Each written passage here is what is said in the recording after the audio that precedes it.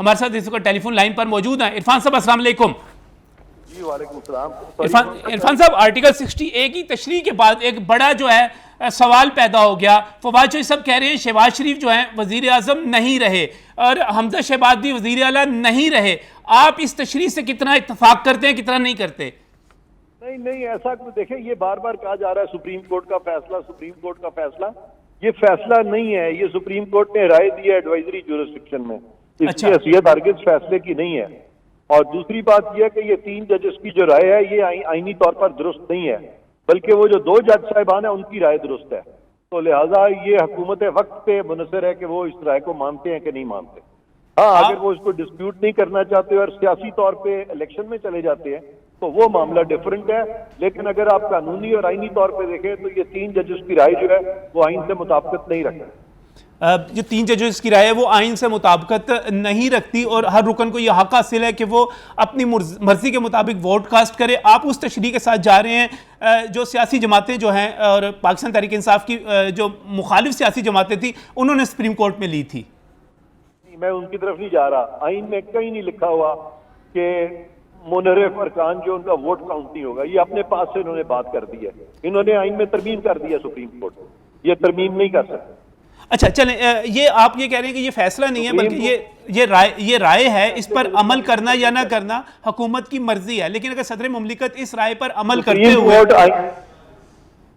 نہیں کر سکتی, انہوں نے ترمیم کر دیا. انہوں نے ترمیم کر دی. آپ کی بات بالکل درست ہے, مجھے سمجھ آ رہی ہے. لیکن اگر صدر مملکت اس رائے کو قبول کر لیتے ہیں اور اس رائے کو قبول کرنے کے بعد, یہ بڑا اہم سوال ہے, میں جاؤں گا عمر صاحب کی طرف. یہاں پر عمر صاحب آپ کی طرف بھی آنا ہے, ایک دوسرا اوپینین بھی لے لیتے ہیں. کنور دلشاد صاحب بھی ہمارے ساتھ اس وقت ٹیلی فون لائن پر موجود ہیں. ابھی کنور صاحب السلام علیکم. کنور صاحب السلام علیکم. وعلیکم السلام. کنور صاحب کیسے ہیں آپ, ٹھیک ٹھاک ہیں؟ ہاں مہربانی, خیریت.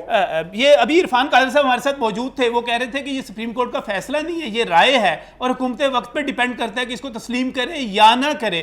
آپ اس کے بارے میں کیا رائے رکھتے ہیں؟ یہ کتنا قابل اطلاق ہے, قابل نفاذ ہے, کتنا نہیں ہے یہ سارا جو ریفرنس کے جواب میں جو رائے آئی ہے یا فیصلہ آیا ہے؟ ہماری ناقص رائے کے مطابق سپریم کورٹ آف پاکستان کا فیصلہ آئین کی خلاف ورزی ہے. اچھا, آئین کی آرٹیکل 95 کی خلاف ورزی ہے.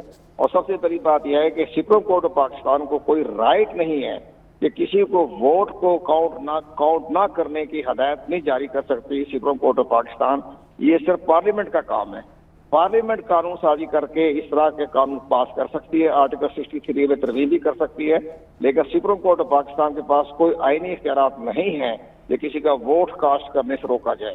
ووٹ کاسٹ کر دیا, ووٹ کاؤنٹ کرنے کا روکا جائے, یہ سپریم کورٹ آف پاکستان کے دائرہ اختیار میں نہیں آتا. ان کو چاہیے امیڈیٹلی انٹرا کورٹ اپیل کریں اور یہ اس بنا جائیں, نظر ثانی بنا جائے اور ریویو بنا جائے.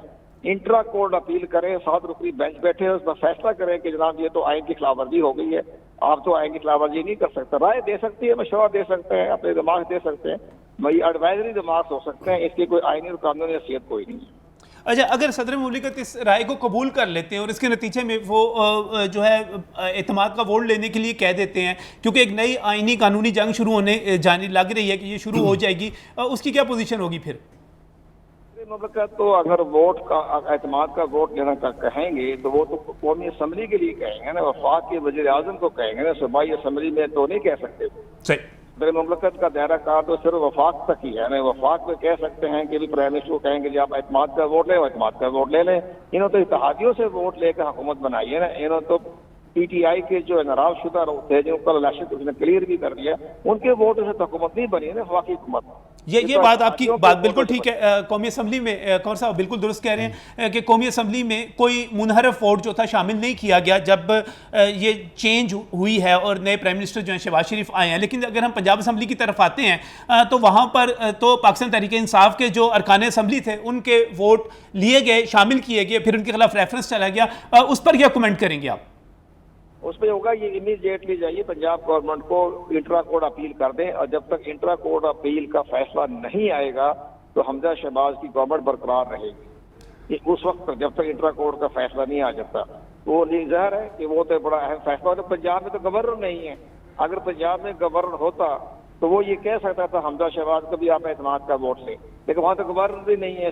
یا تو یہ ہے کہ پنجاب کے جو اسپیکر صاحب جو ہیں پرویز لائی صاحب ایکٹنگ گورنر کا چارج سنبھال لیں، اور ایکٹنگ گورنر بننے کے بعد وہ کہہ سکتے ہیں حمزہ شہباز کو کہ آپ اعتماد کا ووٹ لیں.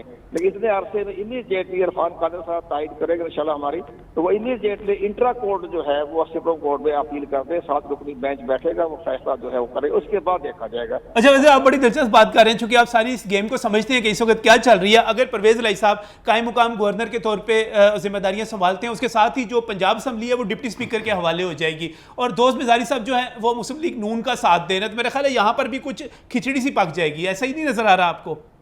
ڈپٹی اسپیکر صاحب بن گئے ٹھیک ہے، وہ تو جب وہ اعتماد کا ووٹ لینا چاہیں گے تو ڈپٹی اسپیکر کی صدارت میں اعتماد کا ووٹ لے لیں گے نا. اعتماد کا ووٹ بنتا ہی نہیں ہے. جب یہ تو ناراض شدہ جو ہے 26 وہی طرف ہو جائیں گے تو 171 ہو جائے گا، اور جب وہ یہ دیکھیں گے وہ اعتماد کا ووٹ لینے میں کامیاب نہیں ہوئے حمزہ شہباز، تو پھر گورنر صاحب جو ہے ایکٹنگ گورنر اس کو اسمبلی کو ڈیزالو کر سکتے ہیں. اچھا یہ اس وقت قمر صاحب مجھے آخری چیز سمجھا دیجئے گا، بہت سارے لوگ اس چیز کا سمجھنے کی کوشش کر رہے ہیں، میں بھی کوشش کر رہا ہوں کہ یہ جو رائے آئی ہے یہ فوری طور پر اس کا اطلاق ہو گیا ہے، یا اس کا اطلاق کرنے کے لیے صدر کو، گورنر کو، باقی جو آئینی عہدیدار ہیں ان کو کسی قسم کی کوئی موومنٹ کرنی پڑے گی، کوئی موو کرنی پڑے گی، یا یہ اس کا اطلاق ہو گیا اور یہ جس طرح تشریح کی جا رہی ہے کہ اب شہباز شریف نہیں رہے، حمزہ نہیں رہے، فلاں نہیں رہا، یہ اس پر اپنے پچھلے جتنے ووٹ جو پہلے کاسٹ ہوئے تھے، کیونکہ یہ اس سے پہلے 21 مارچ سے رائے طلب کی گئی تھی، تو یہ 21 مارچ کے بعد جو عمل ہوا اس پر اپلائی ہو گیا ہے، اس کی کیا پوزیشن ہے؟ نہیں دیکھو جی، اپلائی تو ہو جائے گا، ان کو اپلائی تو ہو گیا، ٹھیک ہے. 21 مارچ کو پیش ہوا تھا، صاحب کی ریفر کا فیصلہ آ گیا، وہ پریزیڈنٹ صاحب کو اپنا فیصلہ بھیج دیں گے. لیکن پریزیڈنٹ پاکستان جب کہے گا شہباز شریف صاحب کو تو نہیں کہہ سکتے نا. آپ کو شہباز شریف کہتے ہیں جی آپ اعتماد کا ووٹ ہے تو اعتماد کا ووٹ لے لیں، ان کے پاس تو 175 ہے، 174 موجود ہیں، وہ تو اتحادیوں سے بیٹھے ہوئے ہیں، انہوں نے تو کوئی پی ٹی آئی سے ووٹ تو نہیں لیا. لیکن پنجاب میں بڑا مسئلہ پیدا ہو جائے گا، وہ فوراً کہیں گے صدر صاحب، اسپیکر صاحب کو آپ ایکٹنگ گورنر کا چارج سنبھال لیں، اور چارج سنبھالنے کے بعد آپ حمزہ شہباز کو کہیں کہ آرٹیکل 130 کے تحت آپ اعتماد کا ووٹ لیں. صحیح، بہت بہت شکریہ، بہت بہت شکریہ. قمر دلشاد صاحب بہت ہی واضح طور پہ اس چیز کی صورتحال کی وضاحت کر رہے تھے. وہ کہہ رہے ہیں کہ صدر مملکت وزیر اعظم کو تو کہہ سکتے ہیں کہ آپ اعتماد کا ووٹ لیں، اور وہ وہاں پر اعتماد کا ووٹ لے بھی لیں گے، لیکن جب بات آ جائے گی آپ کی پنجاب کے اوپر، تو پنجاب میں صدر مملکت براہ راست جو ہے اسپیکر کو نہیں کہہ سکتے، انہوں نے گورنر کو کہنا ہے. جب گورنر کو کہنا ہے تو گورنر تو اس وقت موجود نہیں ہے. گورنر کون بن سکتا ہے اس وقت؟ فوری طور پہ قائم مقام گورنر کے طور پہ جو صاحب آ سکتے ہیں وہ چودھری پرویز الہی ہیں. لیکن چودھری پرویز الہی اگر قائم مقام گورنر کے طور پر آتے ہیں اور وہ وہاں پر بطور قائم مقام گورنر آنے کے بعد یہاں پر حلف اعتماد کا ووٹ لینے کے لیے کہتے ہیں، تو اس کا نتیجہ ہی نکلے گا کہ ان کو پنجاب اسمبلی چھوڑنی پڑے گی، اور وہاں پر ڈپٹی اسپیکر سامنے آ جائیں گے.